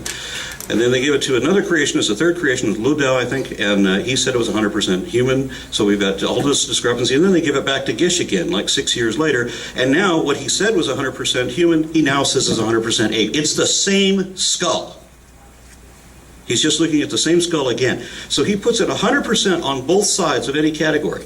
And the other two guys didn't agree with each other either. So if you can't decide even what it is, then isn't that exactly what a transitional species is? Okay, so you mentioned homology there clearly, right? Mm-hmm. And that was used as proof of common descent, No. because you're assuming those apes are No. ancestors, correct? No. So what are you doing? I'm saying, if I'm just explaining a transitional species. If you encounter what people were asking for an ape man, right? And then they were given an ape man. They were given Homo erectus. Yep. Clearly, what they understood to be ape, according to that contrived, artificially constructed genus Pongo, right? If you have to put apes in one category and humans in another, well, then this one is one that's an ape man. And then they picked up thousands of other ones, thousands of individuals, a couple dozen species perhaps, of what they both ape and man. You can't tell them apart. This is before they get to genetics. We've already got where we have Homo habilis and Homo rudolfensis, and early Homo erectus was all over the place, and they're all different sizes and shapes of them. They were way more diverse than modern people are. Can I just interject? What? I've read the book, so you don't need to explain it again. You're using homology. My question is very particular. Okay. Let me ask the question, you can answer it. Okay. You mentioned homology, right? Mm-hmm. And you, at the end of the book, you had loads of facts in there. It's a fact that we have a common ancestor. It's a Right. fact there's definitive. Right. You can take the genomes and you can get a basal form. You said it's a fact. Yet, and I find this very strange, you didn't mention the fact that homology, and to use homology is, you have to use it within a probabilistic framework, which has assumptions, and they are conceptual problems. Not once did you mention that there is such a thing as homoplasy. And not once did you actually mention that there are conceptual problems within this, and this is based upon Bayesian decomposition with 9 mathematical assumptions, and then you get a probabilistic framework, and somebody could be justified in actually saying universal common ancestry is probable. Yet under other conditions, as mentioned in this book, and he's an atheist by the way, he doesn't believe in God, under other assumptions, separate ancestry favors universal common ancestry, right? Now, if you mentioned that in your book, I would have no problem. And I have did. no I did explain about probabilistic, yes. No, why did you call it a fact then? Because in fact, it's not absolute. Okay, that's good. You said that. Now I don't want to I go with the definition that I provided in the book. I don't want to and that I misquote you. showed a consensus definition on the board. Yep, that's fine. It's a point of data that can be objectively verified. Yep, that's fine. 1 second. Here we go. And bear in mind, the book is dealing with creationist arguments, Yep, so that's I'm fine. attacking specific ones. Yep, that's I fine. did explain how science works, not with the type of certainty or assertion Yep. that religious beliefs have, Yep. but rather that you You can speculate, you can make an assumption, but you have to negate it by testing it. Okay. It has to be based on evidence, and then it has to be testable and potentially falsifiable. And that you cannot make an unsupported assertion like you do in religion. Okay, here are your words exactly. And if I misquote you, I'm going to give you this. We're recording everything so somebody can go online and find out. Right? It would be perverse to say taxonomical classification are a fantastically improbable accident of coincidence. That would be a statistical impossibility which reaches into the realm of reality denial. Okay? It is an absolute fact. That's what you said. Yep. You have a qualifier that this fact is absolute. The word fact is not absolute. The definition of fact is not absolute. know, it's just but a some facts are absolute, and I just explained that 5 minutes ago. Speaking of 5 minutes, that's how much you have left. 5 minutes. So how would you explain that? You know, you make these predictions, or nobody predicted Homo erectus. That was a bit of a surprise, right? People found Neanderthalensis. That was a bit confusing. But then you get into Homo erectus, and now you find Homo erectus all over the place. You have the jutting brow. We have the 400 cc. We're a little bit bigger than that, maybe up to 1300. But it's a wide range, wide range of heights and everything's displaced all over Asia and Africa and parts of Europe. How do you account for Homo habilis, Homo rudifensis, Homo floresiensis? Homo naledi, yeah? I mean, what do you mean by that? Like, how do I account for it? As a Muslim? How do you account for it? You. You're asking as a Muslim, right? So, I'm asking you. yeah, okay. Yeah, I'm a Muslim, so I'll answer. I believe they exist. Well, I mean, I'm not going to say, well, as a Libra, it doesn't matter. Just ask me the question and I'll answer it. Yeah. What is the answer? What do you think the answer is? No, because you're asking a question without actually putting the actual question in there.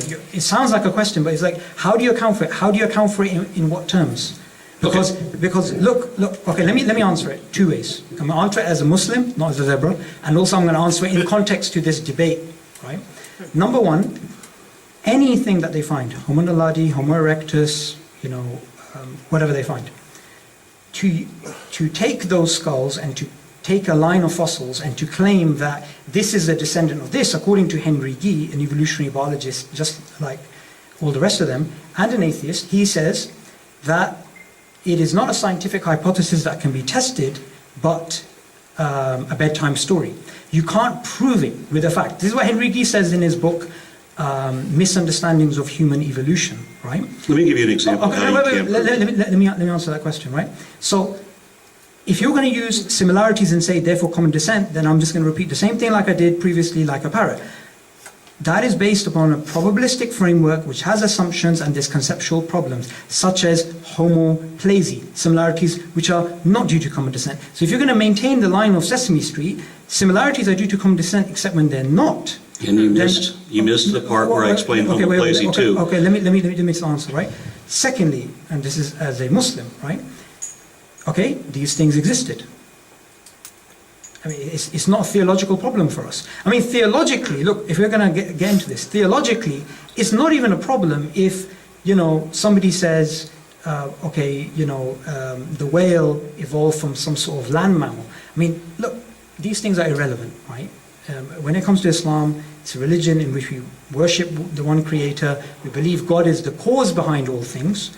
But when it goes into particular things about this might be an ancestor of this or this might be this particular thing, the way I think about it is, look, let the scientists do their work, right? That's why I accept it as a paradigm, I accept it as a model, I accept it as a theory. But the same reason I believe that it is not an absolute fact is the same reason why you believe string theory is not an absolute fact, because they're both scientific theories. But the theory of evolution meets the definition of a fact, where string theory does not.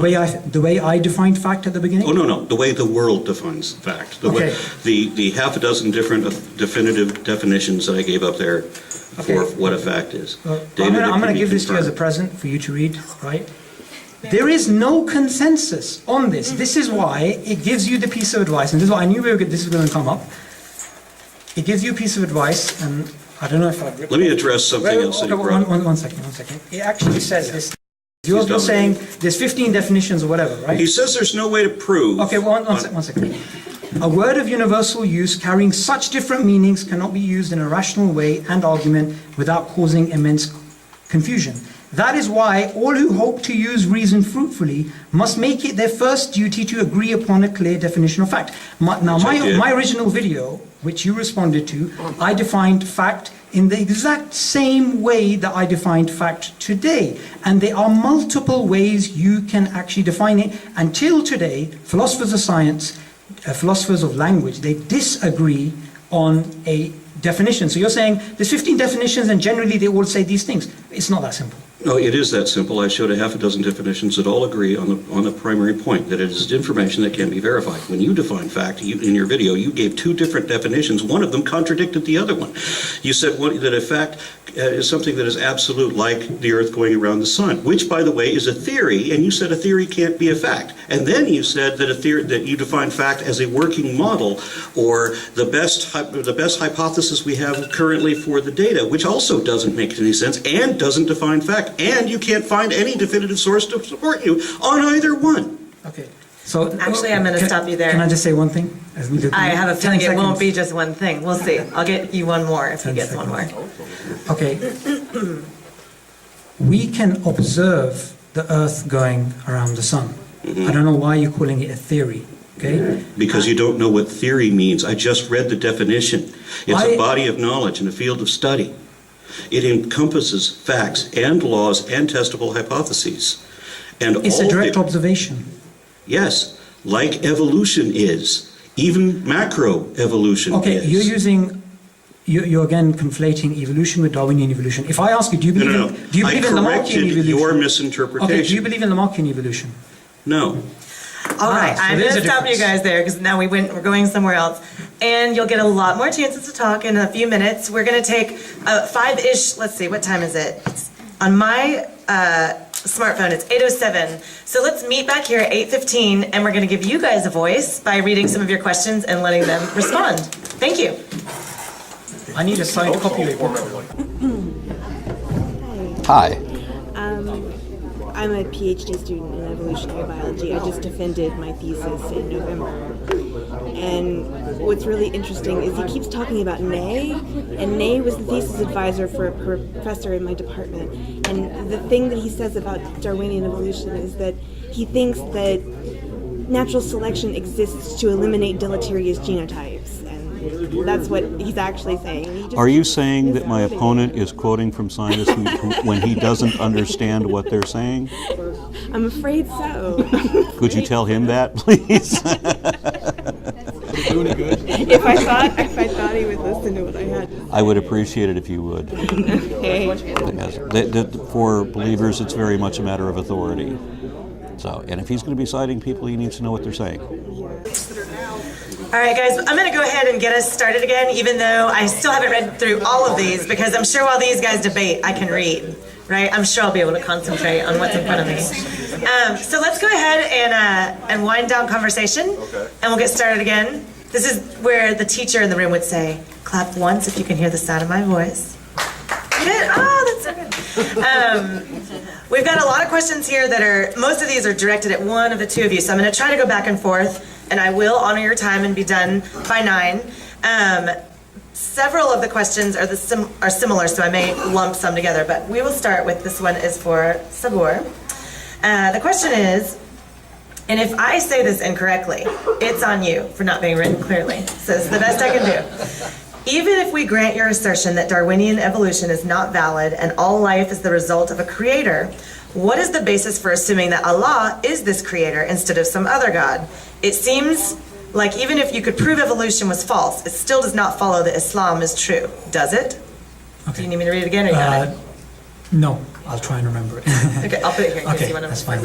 So I just want to clarify my position. I'm not here to show evolution is wrong. Evolution is an observation.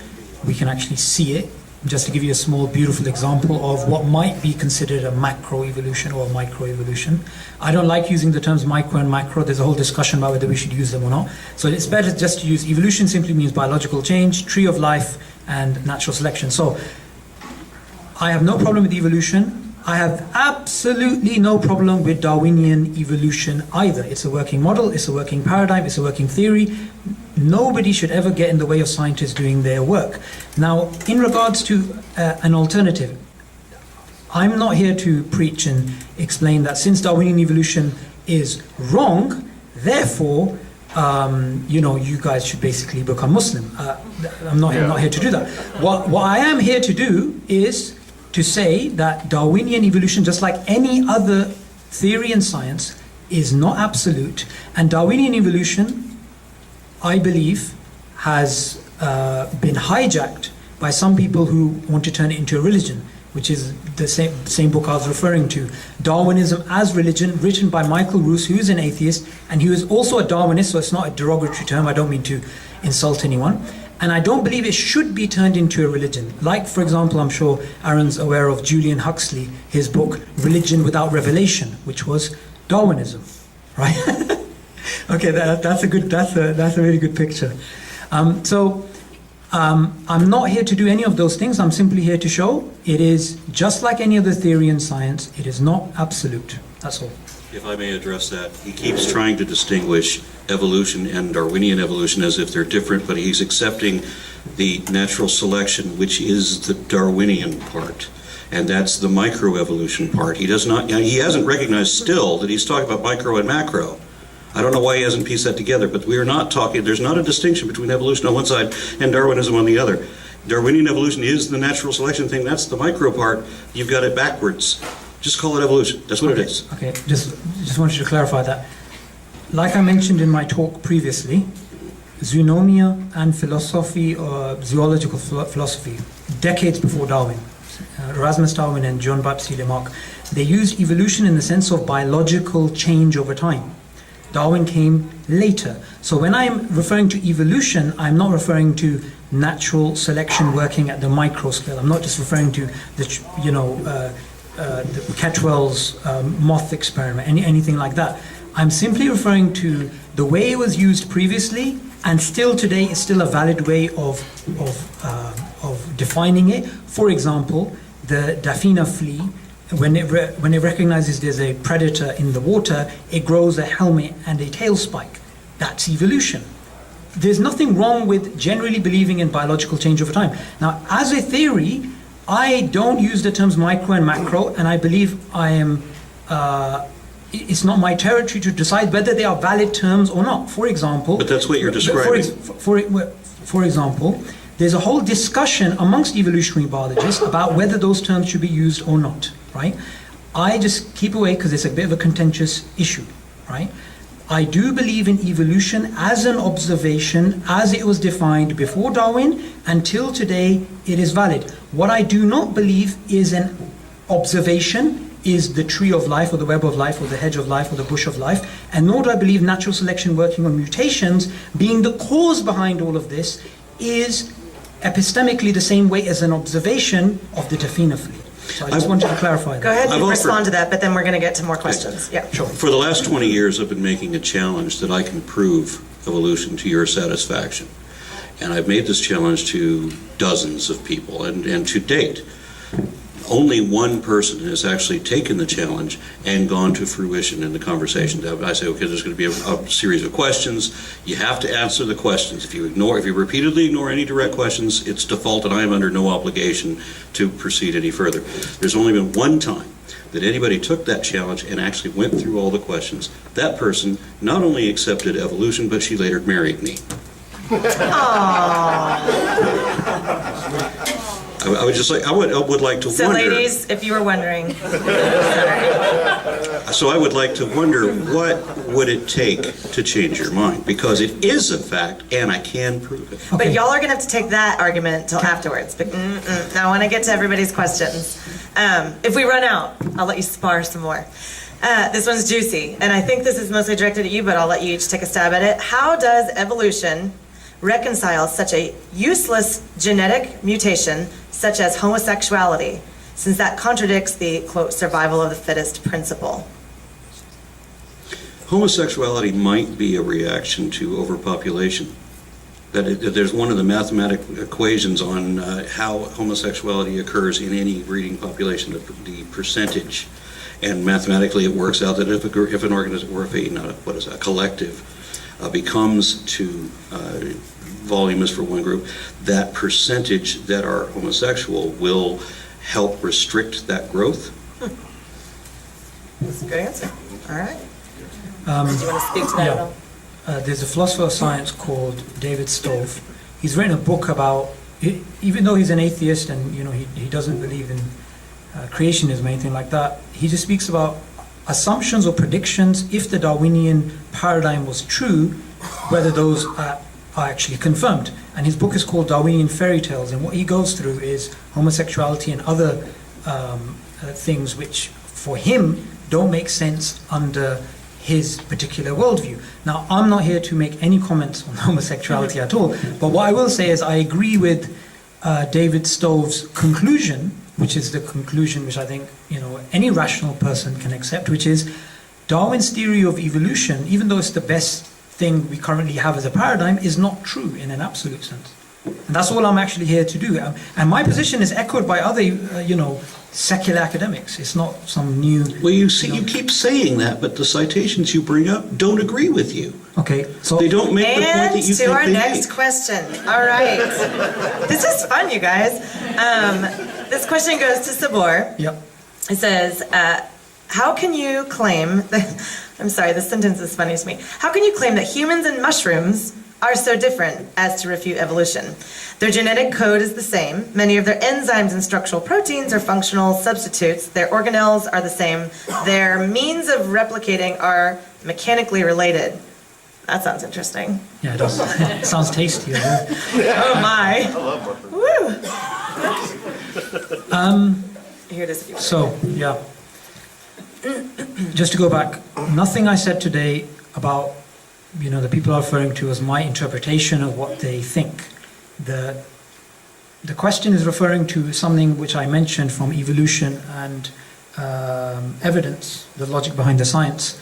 And what it basically says there is to use homology and to say, look, because these two things are similar, therefore they must have a common ancestor, and these two things are different, so therefore they don't have a common ancestor. The quote was basically in the context of you can't say a must within a probabilistic framework, because a probabilistic framework is based upon assumptions, Bayesian's decomposition with 9 mathematical assumptions, plus they are conceptual problems such as defining homology in a non-circular way, and also the existence of homoplasy. So mushrooms are tasty, but I don't really disagree with them being tasty. You didn't comment on the sex life of mushrooms, but we'll save that for another night. This question is for Aaron. It says, what degree of influence, by the way, whoever wrote this question, excellent penmanship. What degree of influence do the alternatives to Darwinian evolution, i.e. the third way, hold in the scientific community? Are they being seriously considered by mainstream scientists, or are they, quote, fringe? You want me to read it again? The problem with some of the claims that the scientists are making is, although there are other mechanisms, they don't have the same weight as natural selection does. I mean, there's like a niche generation, for example. Niche construction. Niche construction, thank you. These, while they are factors in the development of life or the evolution of life, they're not necessarily the type of mechanism that they're playing them out to be. They certainly aren't a challenge. So there's nothing that anybody is bringing up as far as the new mechanisms that they want to purport that actually displaces natural selection. There's certainly nothing that disproves natural selection. Everything that they suggest is actually concordant with what we already know. This is just additional information at best. Nobody's come up with a third way that disproves or discards the prior ways.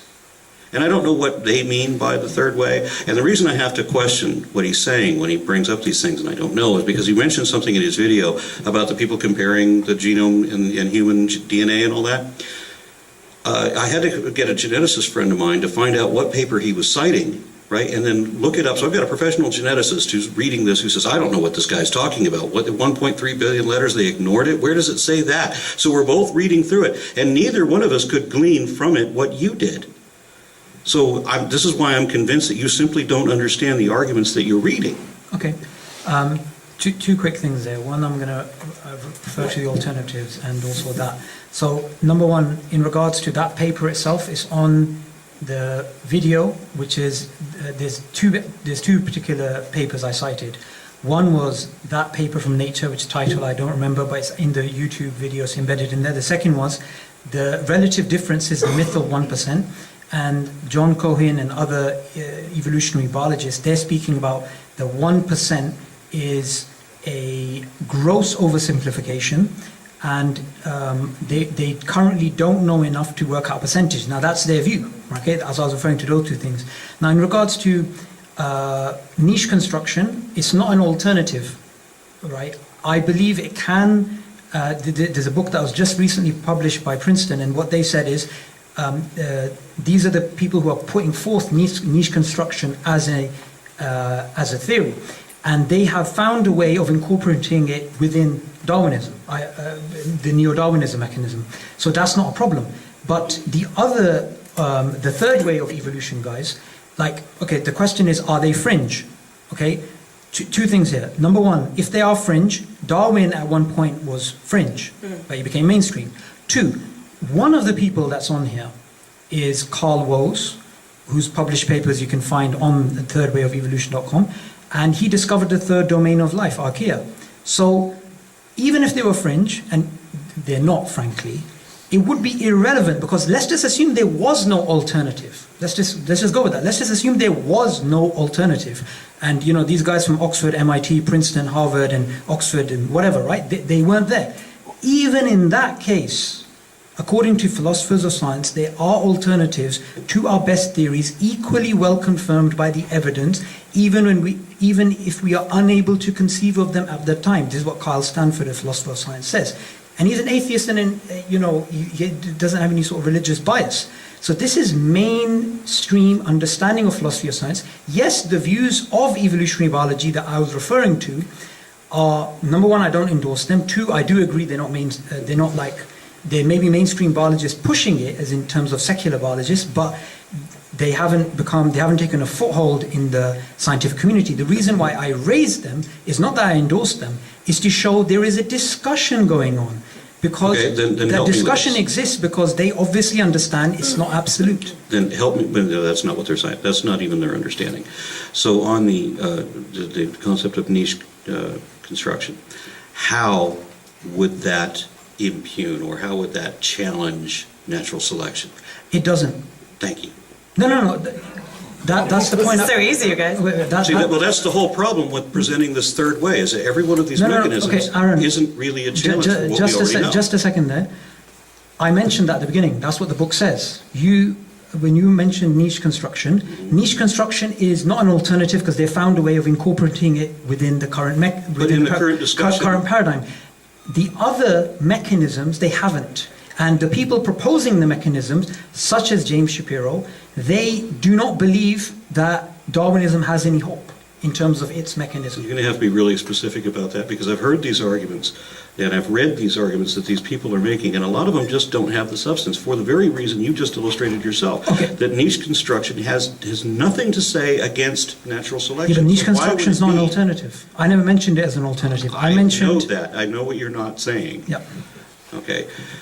But in the case of any of these other mechanisms that they want to bring up, there's nothing that actually challenges or replaces what we already know. It just adds to it. That's it. So why would you come up with a third way that's distinct? You wouldn't. Okay, no, okay. Because you already accepted natural selection as a fact, right? And I'm going to stop you guys because he did did just answer the question that came in, that specific question. Okay. Just to be fair there. But again, sparring later. That's the after party. This question is for Sabor. It says, do you believe in multiple episodes of creation? If not, how do you account for only primitive organisms in the earliest fossils? Repeat the question again, yes. please. Do you believe in multiple episodes of creation? If not, how do you account for only primitive organisms in the earliest fossils? Okay. Take a look at that. I'm guessing it's referring to multiple origins here. There are loads of possible creation scenarios, right? And I'm not endorsing one particular one, okay? Because as a Muslim, when it comes to the creation story, we don't have a I mean, we don't have this belief, which is in the Bible, that they are separate kinds, and these kinds are unchangeable. It's actually like there's silence. And even when I try to look up what was the date, when do we as Muslims believe there was the first Adam, basically the first human, what I got was there is no date. And okay, what about Homo erectus, Homo naledi, and these things? And the answer I got was, okay, other things existed, and then Adam was created separately. Now, just on this issue of creation, there's a book called the Padma Purana, which is a 3,000-year-old Hindu text, right? And in this book, it gives a very clear picture of the creation of life being like a tree of life, identical in not its details, but its structure of Darwin's tree of life. And now basically, Professor of Sanskrit at Oxford University, Monier Williams, he basically explains, look, the Hindus were Darwinists centuries before Darwin in regards to their sort of thing. So whoever comes up with a creation story of some kind, and I'm using creation very vaguely here, right? Because even if you don't believe in God, you still believe that things exist. There's some form of creation, right? It doesn't matter where it came from, because just to disprove from where it came from would be the genetic fallacy. We have a very clear description of the tree of life in the Padma Purana, which is 3,000 years old. But it would be ridiculous for me to sit here and say, because it's in that ancient book, and then Darwin later adopted it, and his grandfather, Erasmus Darwin, wrote about this sort of gradual beginning in zoonomia. You can't shoot an idea down because of where it comes from, if you see my point. You have to look at the validity of the idea itself. And the reason why we're speaking about the mechanism is if the mechanism fails, then the history of life too fails, because the tree of life idea existed prior to Darwin, and it came down to the Greek philosophers, and then it came down to the Enlightenment, and it was well known as an idea before Darwin. Darwin came along and he filled the gap, which was a mechanism by which it happened, natural selection working on variations. Hence why there's so much controversy when you bring up problems with the mechanism. But I just want to reiterate this one last point again and again. I don't endorse any of those alternatives. I was just showing them as the fact that there exists a disagreement about some of the core ideas of Darwinism. Okay, I just wanted to mention Sure. that the Purana, I'm pretty sure that's the right one. I don't have batteries on here to check it, but I'm pretty sure the Purana was contextually dated at about 2,600 years or so. It can't be 3,000 years because it mentions Buddha. And it says that Buddha was an incarnation of Vishnu, and that he appeared in this guise to delude the atheists. But simultaneously, also contextually dated to around 2,600 years ago, is the Bhagavad Gita, in which Krishna complains about demonic people who believe that the biodiversity comes only from cohabitation and lust, no more than this. The different species breed themselves. We're supposed to read it. I don't remember the exact quote, but that's basically what it says. I wish I could think of a clever segue from that. This question, it doesn't say who it's for, but I'm gathering it's for you. But this is what it says. Changes in organisms are apparent. Even interspecies mutations can be observed over time. But we have never seen a transition from one species to another, and then in parentheses, fish to cow, let's say. Doesn't it take faith to accept that Darwinian evolution, something we've never observed, is true? My book lists dozens of observed speciation events. We have seen the emergence of new species. Cow is not a species, just to give you an idea. I just read the cards. Okay. What was the example given here of fish to cow? We actually have, for paleontology, we can actually show this one because we do have quite a fluid transition into tetrapods, and we go a long way before we get into cattle and then cows and things like that. But yes, we have observed the origin of new species or divergence of new species. Basically, doesn't it take faith to be a Darwinist? Yeah, the no. evolutionist. Any belief that I'm an anti-theist. I'm also an epistivist. An epistivist is somebody who rejects faith as being the most dishonest position it is possible to have. Any belief that requires faith should be rejected for that reason. Okay. I just want to make a quick point about changes in the species. Let's just assume it's a species for the sake of answering this question, the cow and the fish. I would say, I mean, I'm guessing you're a Christian, whoever asked this question. I would say, look, scientists, they have this working paradigm, right? The Darwinian evolution, right?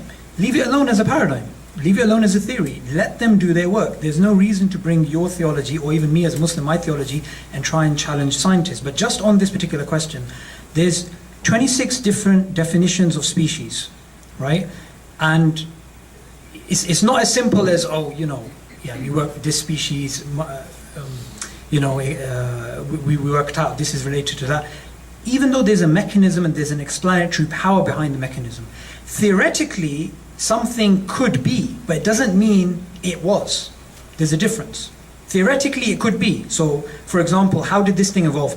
Oh, it could have been this. It doesn't mean that's actually the way it happened. So I think it's very important to sort of make a distinction in those things. And lastly, I'd like to ask this question. Say the fish did lead to the cow. How on earth would that change your belief or your faith? I mean, okay, there's a link between the fish and the cow. You shouldn't, I mean, I'm a strong believer, like Professor Alistair McGrath at Oxford University, who's a Christian theologian, former atheist. And he basically says, look, let the scientists do their work. Okay, I don't believe in it, and things can change, but let them do their work. Don't get involved in these, crazy creation science type things, which actually hinder the progress of science. Let it be as a paradigm, let it be as a model, let it be as a theory, let them do their work, because at the end of the day, what they're doing is saving lives. Something that, for example, in the Quran it says, whoever saves the life of one human being saves the lives of all, which is also in the Torah, the Old Testament. So let the scientists do their work. Don't bring theology into it. I'm a strong believer in that. So since we have the creationists defending evolution, let the atheist also defend Christianity for a moment, just to be amusing. I'll allow it. It is possible to interpret the Bible when it says that God said, let the earth bring forth. Read it literally. All right. I was trying to think if we could squeeze two questions in, but I think you guys have proven we cannot. I'm going to do one more question because I've been told that we actually need to end by 8:45, so you guys can actually be gone by 9. So this question just says, what is the most important point you want to make? So this is a freebie. You can each end on one point that you most want to have the audience hear before we leave. And I didn't make this up. This is a real card. What is the one point, the most important point you want to make? Well, if you're going to me first, it is, the fact being data that can be confirmed, that there's something that we can show to be true, that it's not assumptions. It certainly damn sure isn't speculation. We have ways we can show this, and we can prove it, and we can verify it. And I'd be happy to do that for you, but of course it's going to take some time to work it out. And I would rather do that in a written format, because then we can compare data and, show links and so forth. But it would be just that. This is not faith. This is not a religious position. This is something we know and can show. And you rhymed, so that's pretty awesome. The most important thing I'd like to say is that whenever there is a paradigm that exists in science, it doesn't mean that that paradigm is absolute, is true in an absolute sense. The philosopher of science and astrophysicist Thomas Kuhn, he wrote a book, The Structure of Scientific Revolutions, and he speaks about how there was major paradigm shifts, and the history of science shows these major paradigm shifts. For example, from the classical Newtonian worldview to the quantum and the relativistic worldview, in which what happened, and I want you guys to realize this, what happened, 200 years, we had Newtonian predictions precisely. This planet is going to be in this place at this particular motion on this day. And it was there. But the fundamental assumptions of that world, of that paradigm, turned out to be false. According to today's paradigm, the relativistic paradigm, which is time and space are fixed. Now they assume to be dynamic. there is the definition of mass itself changed.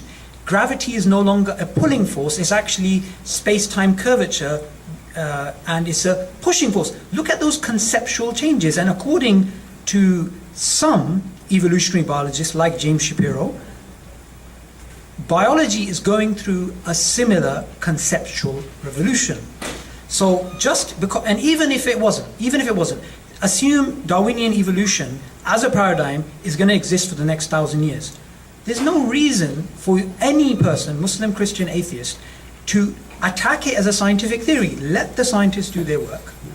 Just don't turn it into a religion, which is something I believe has happened to Darwinism. It has been hijacked, the theory itself has been hijacked by some people like Richard Dawkins, who says Darwin allowed him to be an intellectually satisfied atheist. He says this in The Blind Watchmaker. I don't think he should use his position in science to propagate his belief. All right. Which, by the way, that bore no resemblance to a religion. What is? What you just described of Dawkins. That bore no being intellectually satisfied just means that you know that you're justified. Whatever you believe for reasons. Sure. Right? Not faith, reasons. That means Okay. not religion. Okay. Darwinism as religion, the book I was referring to, it speaks about, yes, it gives them that intellectual satisfaction, Darwinism, but should it lead them to be convinced of atheism? And as you in your book, The First Foundational Falsehood, which I agree with you, which is and also I read the part about pronouncing your name, I couldn't get that right, but anyway, the first foundational falsehood, I agree with you. Why equate evolution with atheism? So that's something we can agree about. It shouldn't be turned into a baton to bash the religious people with. Evolution equals evolution. It doesn't equal atheism. All right, I'm going to wrap it up on that note, and thank you guys both for coming and for being gracious sports, and I didn't have to break any fist fights, which is wonderful. Thank you all for coming. Did you have any closing remarks, Vic? Okay. Yeah, just thanks to everybody for coming. Thank you very much to both of our debate participants, and as well as